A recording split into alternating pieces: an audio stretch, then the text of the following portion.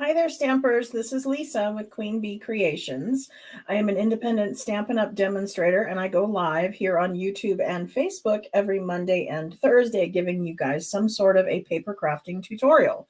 Today we are doing a fun fold card using some product out of our September to December mini catalog, and we're using a fold out of my Fun Fold book, Volume 1. So I can't wait to show you how this is done. Let me move you down onto my desk. There we go. Okay, so here is today's card. And it's got a belly band that slides off and then it opens like this. And we're using the Peaceful Season bundle, which consists of a stamp set and the coordinating dies. I love these labels and that they can be used any time of year. They don't have to be just used for Christmas cards. We can use them whenever we want. There is the one word Christmas that is a dual die, I guess, because you would cut out the outline, which is this die here, and then you would cut out the word, and then you glue one on top of the other, and you get this great matted word that you can add to your Christmas cards. And of course they coordinate. You could either die cut out this word, or you could die cut this, and then you could use Merry and then Christmas or Happy Christmas, whatever you wanted to do, and combine the die with the stamped words to go with it. Thank you to everyone who is entering hashtag Prize Patrol. That is how you get entered into the drawing to possibly win today's card, because when I'm all done, I usually mail it off to someone who is watching us live. So I'm doing, as I said, this Season of Elegance has got this. It's actually two bundles. It's what we call a mega suite because it has two bundles that go with it. And then there is ribbon and an embossing folder, some embellishments, and then this great paper. And the paper has a gold finish to it. And it comes in a multitude of colors. And so I did the first one in red and green, and the red has kind of real red and cherry cobbler, kind of a mix. I think the base may have looked a little better in cherry cobbler. I did mine in real red, but they both work. But for the card we're making for our example, I'm going to be using the other two colors out of that. We're going to be using a base in Pretty Peacock. So this is 5.5 inches by 12 inches. And then we're going to end up scoring that. For the inside, this piece is 5 1/4 by 3 3/4. You'll have to notice that's a little bit narrower. That has a little something to do with how we are doing our score lines to make the card fold up the way that I want. For the belly band, I have a piece of Pretty Peacock that is 1 inch by 12 inch, and then a piece of the Designer Series paper that is 3/4 of an inch by the 12 inch. And if you didn't have the full 12 inches, I'm cutting a couple inches off.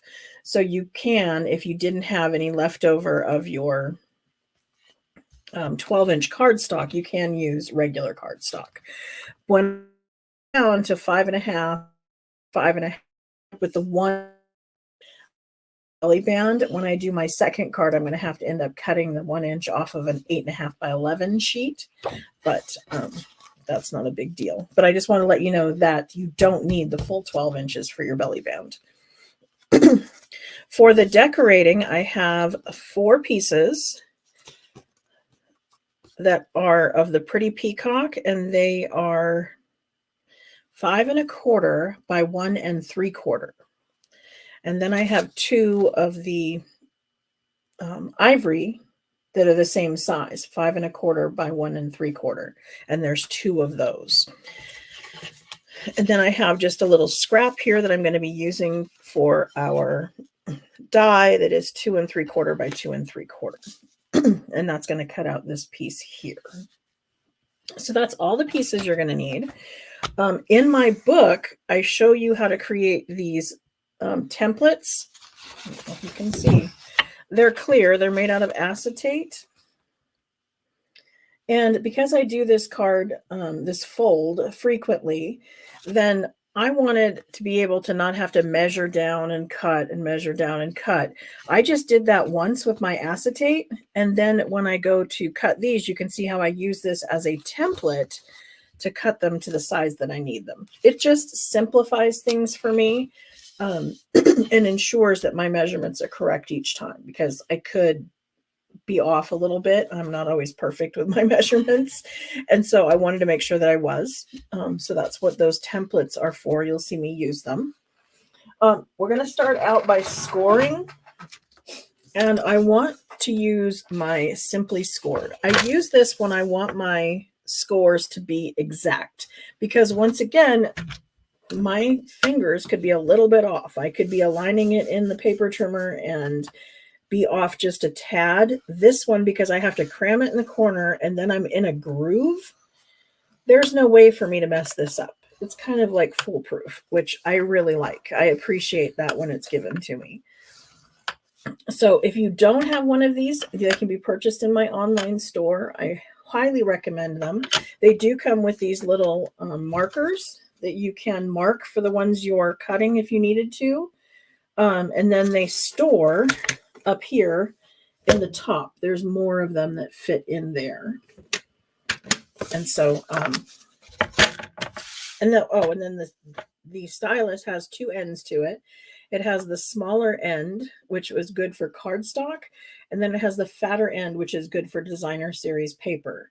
The reasoning being that the smaller end actually digs deeper into the groove, and whereas the larger one kind of rides more on top.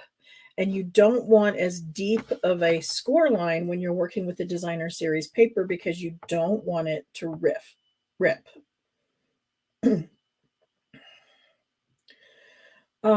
Ginger's asking if I send gifts to customers who place an order over 50. Yes. They get a PDF tutorial that is automatically emailed them. I have a system in the back that emails that for me. If you didn't get that, you can definitely email me and I will make sure that you do get it. Also, and this is when you use the host code. The host code is what triggers that email.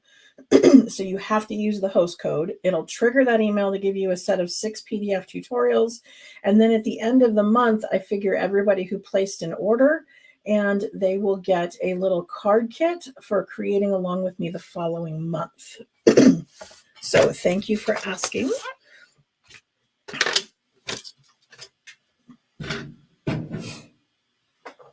Again, if something ever doesn't go off automatically like it's supposed to, email me. I will make it fixed. Excuse me. My allergies are getting me quite the deal today. I've got this tickle in my throat that is not good when public speaking. Okay, so I made these score lines at 2, 4, 6, no, not 6, 2, 4, 8, and 10. 2, 4, 8, and 10.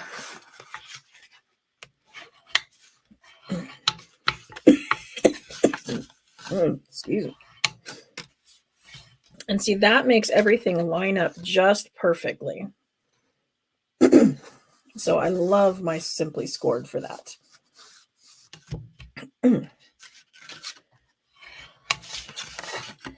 I'm using my bone folder to make sure that my score lines are nice and flat.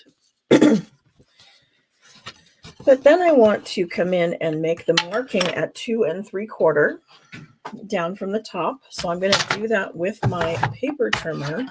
I like that because I can put it in here once, and then I can make my mark. Let's see. Right here by sticking the pencil down into the track there. And then I'm going to stick it down into the track down here. And so because I only put this in here once, and this is already, stationary, then I'm pretty much guaranteed that this tick mark and this tick mark are both the same distance down, which was 2 3/4. Then I'm going to go from that tick mark to this corner up here. which is the second score line. And then we're just going to cut those off.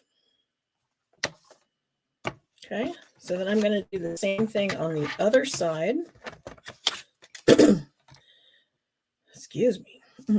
That has the tick mark right there and my second score line right here. And I made sure to do them both on the top.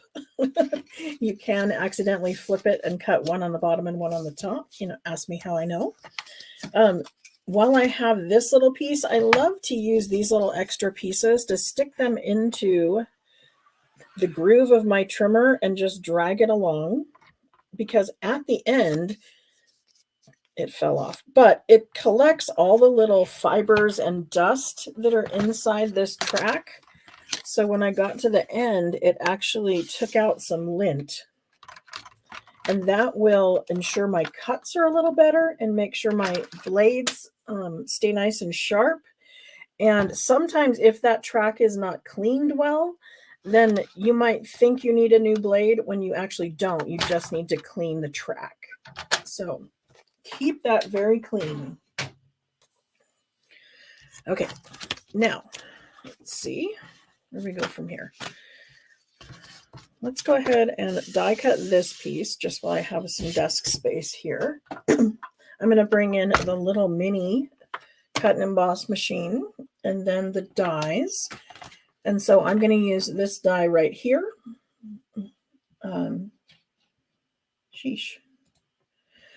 This one right here.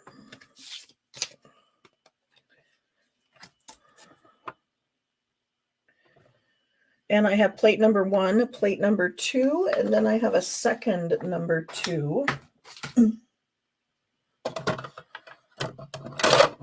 That I'm going to add to the top and then run it through.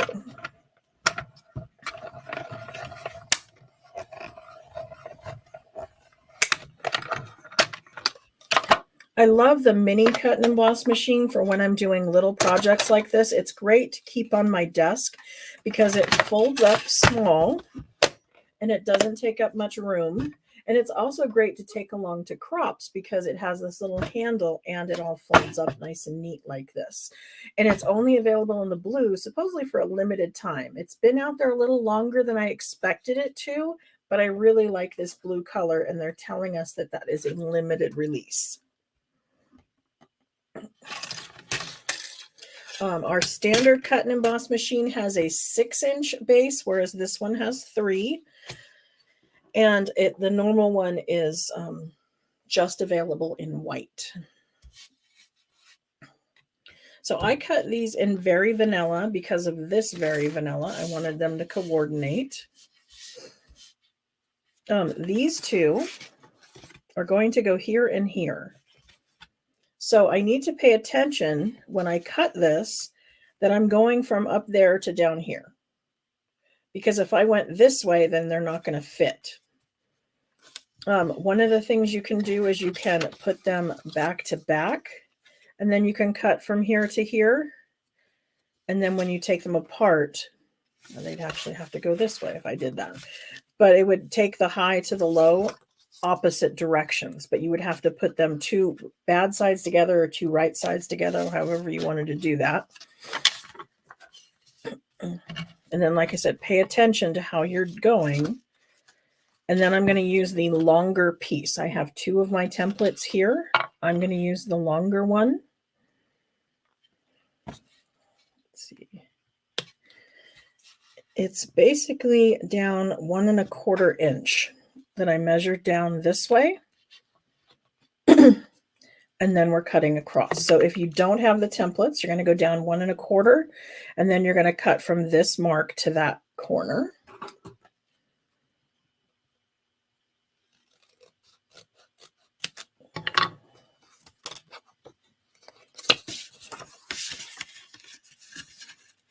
So those will fit right in there.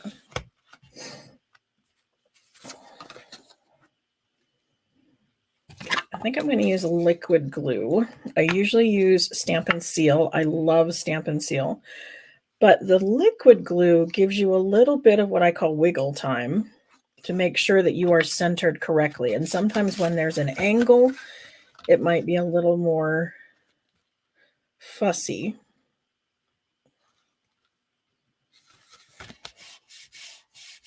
And it lets you wiggle it around till you have it in just the right spot. Okay, we're going to do the same thing over here. And you do not need very much glue. You want a very, very thin line, because if you get too much liquid glue, it'll make your paper buckle. And we don't want it to do that.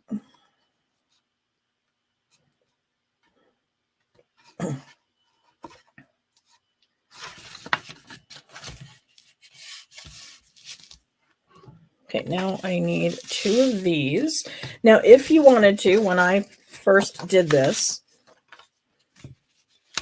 I made sure that the pattern lined up. Now, these I've kind of mixed a little. So I would have to make sure where my pattern was if I wanted it to continue.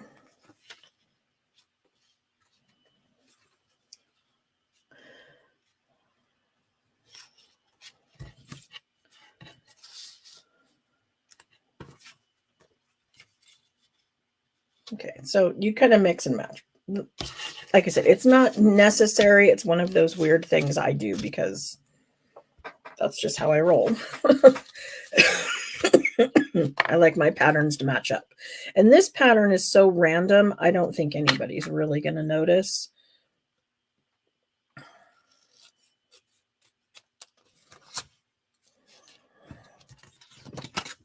Again, I'm making sure that my angle is going the way it's supposed to.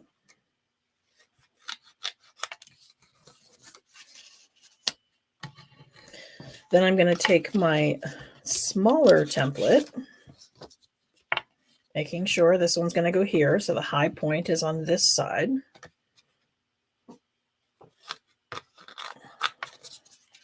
Trim that one off, flip it around. So my high point is on the inside. And then cut that off.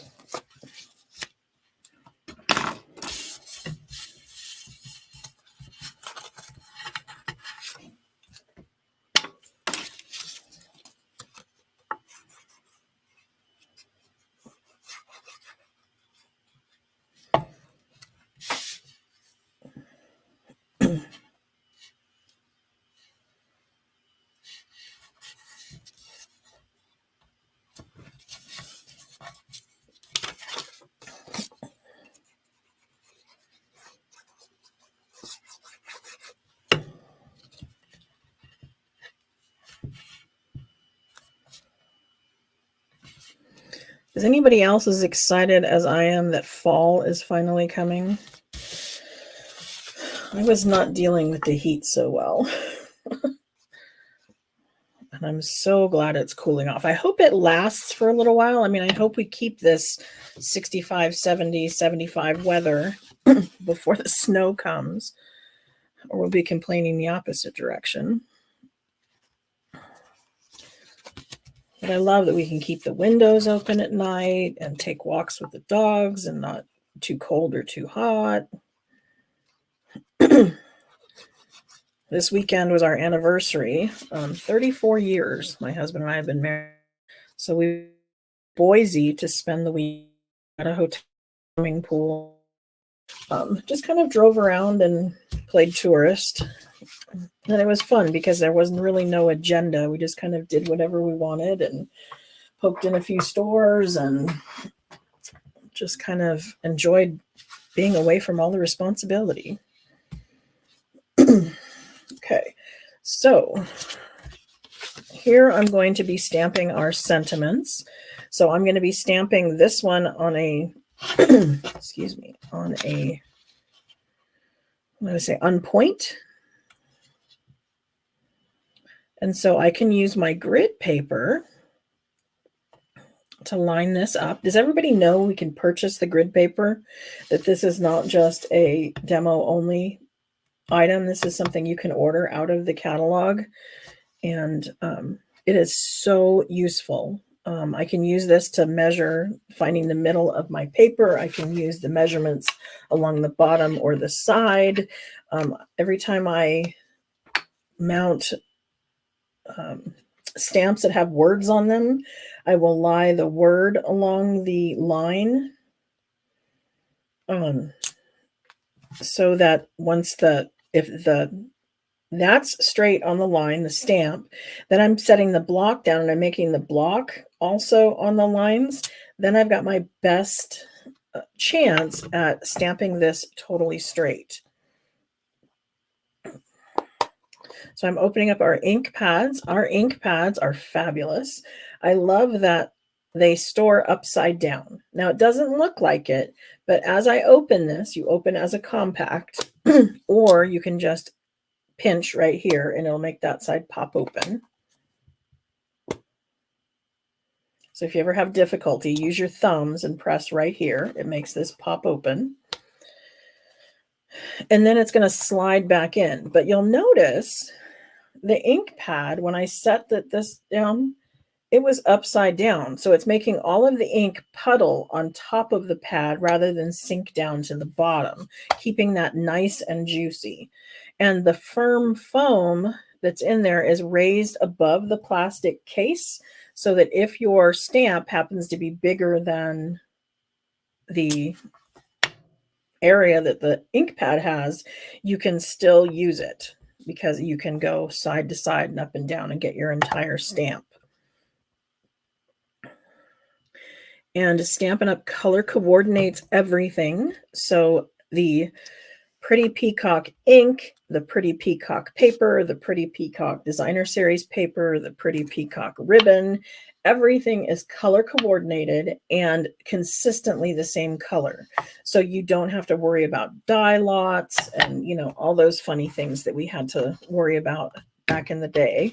When I used to purchase my stuff at a big box store, I would go in and buy red paper, 1 month, start doing my project, run out of that color, go back to the store and get more red paper, and it would be a totally different dye lot and nothing would match. And that drove me bonkers. The fact that Stampin' Up! Color coordinates everything, they're consistently the same color and everything matches, is fabulous. Wendy's asking, do I store all my stamp pads upside down? Well, I actually store them with the label up, but it's the way that the pads close that's making them upside down, because the bottom of my ink pad is really up here. So when I close the pad, that makes it upside down. So all of these are just stored with the label up, and my ink pad is upside down because of the way this closes. Now, all my other ones, like my Memento and my Stays On, all of those things, yes, I do store those upside down as well, so that they are juicy on top.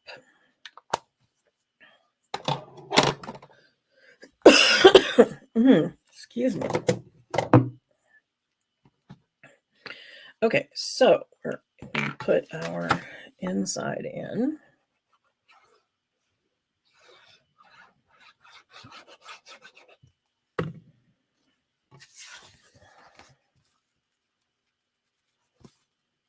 And again, this piece was 5 1/4 by 3 3/4. And the difference is because our center is 4 inches, because this is 2 and 2, 2 and 2, and then the middle is 4. So all of that adds up to 12, making this close and meet in the middle. So it's not 4 inches wide, or it's not 4 1/4 inches wide like our normal cards are. If I had a standard card base, it would be 4 1/4. This is 4. So that's why the inside, instead of being 4 by 5 1/4, is 3 3/4 by 5 1/4. So just a little bit of a difference. But it's still going to fit perfectly into one of our envelopes.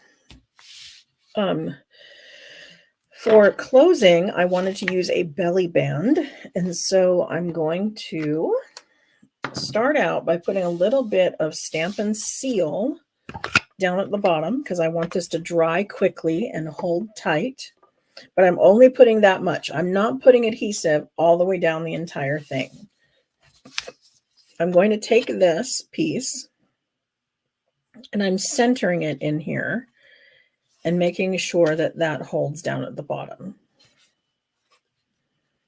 Okay, so I'm just done this part. Now I can take this and I want to gently bend it where it's going to wrap around. And then I'm going to take it off and I'm just going to pinch these. Now I could technically lay it in the trimmer and I could cut it, you know, or score it at one point and then over here do like 4 1/16 or 4 1/8 and hope that it fits. But I went ahead and just did the bending around so I know for a fact it's going to fit. And see, remember I said this was 12 inches and we're not using all of it. We don't need this part that's hanging over. I want it to stop in the middle. And so I'm going to trim this off. And you can see I started out with these exactly on the edge. They're exactly 12 inches long, both of them. But when I wrap, I've got that much left over. Okay, so that's because of the fact that it bends around. The top one isn't pulled as tight as the bottom one. So once I have it closed, I will come back and I will add a little adhesive here, a little adhesive here, and then I'm pulling this taunt and adhering it. Then I'm going to do the same thing here. Oh, and I was going to trim this off. Oh, about there. Just roughly somewhere in the middle.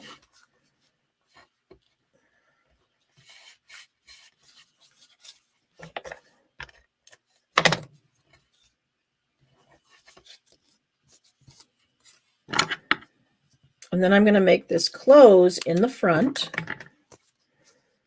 I mean, and it's not necessary, but most times, I can't say always, because sometimes I do, you know, not think clearly, and I will put that seam in the back, and it really is not that noticeable.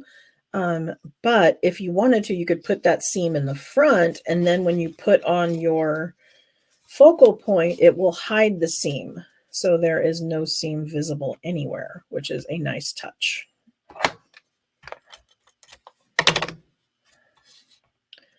And I'm just going to put some adhesive where these two overlap. And now my belly band is fitting exactly the way it should. Okay. And then the focal point, as I said, is going to fit right over there. And I could adhere it on just like this. But one of the fun things about this die is that it feeds ribbon through here. And so you can, if you wanted to, feed ribbon through these little holes and then adhere it to your card. So I could go this way and have this wrap around, and I would probably actually have the two pieces that are loose meet underneath. You know what I mean? It would wrap around, then come this way. And then once I had it, you know, to the size I needed it, I would adhere them here. So it would be hidden. But I decided for this one, I'm going to go the other way. So I'm going to feed this one down through the top. And then through here. I've already taken my ribbon scissors. I have 2 pairs of snips, actually more than that, but one of my scissors is specifically used for ribbon. And so I'll tie a little piece of ribbon on it. So I know those are ribbon scissors. And then I use the other ones for paper. For some reason, if you use paper scissors on ribbon and ribbon scissors on paper, they go dull faster and don't work on either one. So I cut it with my ribbon scissors at an angle, and then I used one of these teeny tiny lighters and I just kind of burned the edge. Now you have to be very careful because they will catch fire if you're not careful. But I just did a little bit of flame, barely touching the edges to melt ribbon fibers so that it doesn't come undone, because they do have a tendency to sometimes unravel because they're woven. So, I mean, it's not a Stampin' Up issue, it's an all ribbon issue that they just have that tendency to do that. Now, this is a little bit wider ribbon, so it doesn't fall exactly like this one did. But one of the things you can do to make sure that they kind of angle off at different angles is to put a little bit of adhesive under here, either with glue dots or a little bit of seal, but something that will kind of make them go in the direction you want them to go. Does that make sense? By putting the adhesive there and then sticking them on there, I'm going to make sure that they kind of go at an angle rather than both being one on top of each other. Okay, then I'm going to do the same thing up here. I'm going to put a little bit before that. And then when I feed this through, it will then stick to that ribbon. Should be using my Take Your Pick tool. It's on my desk somewhere. But, oops.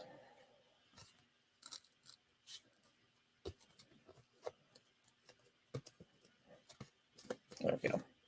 So that little bit of adhesive on the back side is just ensuring that the ribbons stay where I want them to and are going at the angle I need them to. Once that's done, I'm going to come back with more seal. Oops. And this one's running out. Wonderful. But I'm going to put adhesive straight across here. There we go. I knew there was another one here.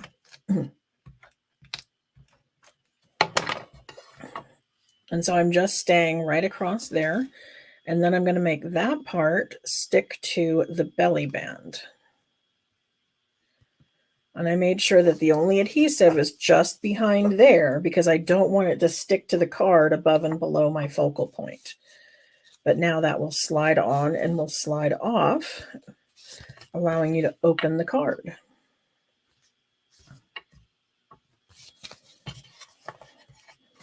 So does anybody have any questions?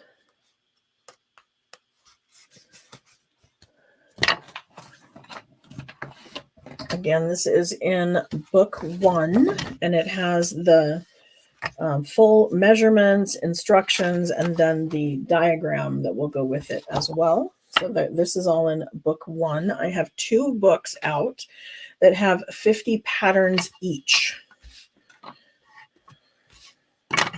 So if you like fun fold cards, I highly recommend my books. I even use them. Like I said, I was out of town this weekend. I didn't get to pre-planning what I was going to do for today's class. And so an hour and a half ago, I sat down at my computer and went, oh my gosh, what am I going to make? And so I flipped open one of my books, found a pattern I liked, and matched it to some designer series paper and a bundle that I had wanted to work with. So I hope you enjoy it. I'm just going to scroll back and look for questions. Make sure you have entered hashtag prize patrol, because that is how you get entered into the drawing to win today's card. It has to be spelled exactly because I have a computer in the background collecting all of that. Be software for what I'm using back end, that wheel available to me soon, which is kind of a bummer. I'm going to have to find a new way to do prize patrol because I won't have that automatic collecting in the back.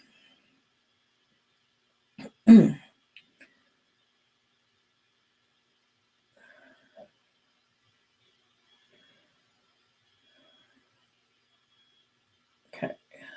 Like I said, just looking for questions. I don't ever want to miss questions that you guys ask me.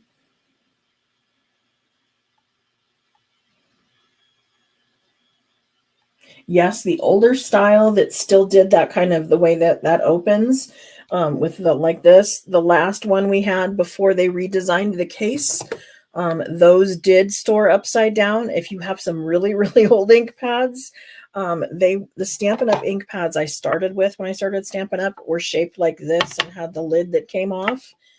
Those ones we had to store upside down, and so I would have a sticker on the bottom that would tell me.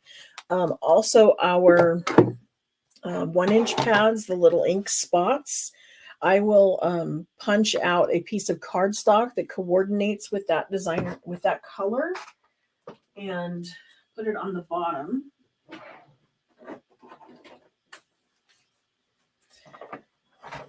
Because if you use the ones where you ink yourself, or the ones that come in our paper pumpkin kits or some of our other kits, they will need to be stored upside down. And so by punching out a small circle of the color that the ink is, then I can store them upside down and I know what color it is. I think 12 of them fit into those acetate boxes that hold 12 cards.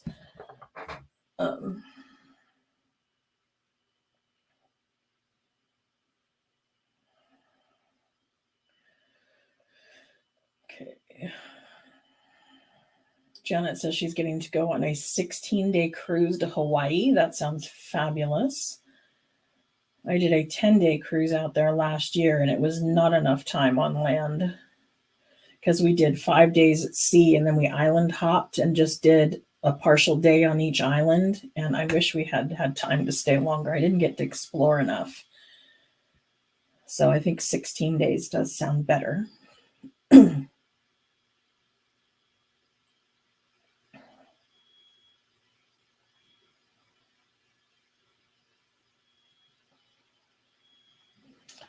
Okay, have I stalled long enough? Has everybody put in hashtag prize patrol to get into the drawing? So we had quite a few people slide in there last minute, so good thing I stalled. Okay, what I'm going to do is remove my desk and add to the stage the prize patrol wheel. As I said, it's been collecting in the background. So now all I need to do is go over there and hit draw, and it's going to spin it and tell us who our winner is.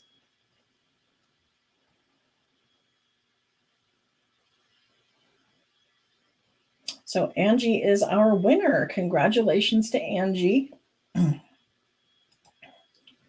What she wants to do is go over to my website, queenbeecreations.net, and then there in the address bar after the .net, you're going to add /prize patrol, and that will take you to a Google form where you will put in your address and claim your prize and tell me where I need to mail it to. If you are interested in my books or any of the other small sets of tutorials I have available, they can also be found on my website at queenbeecreations.net/store.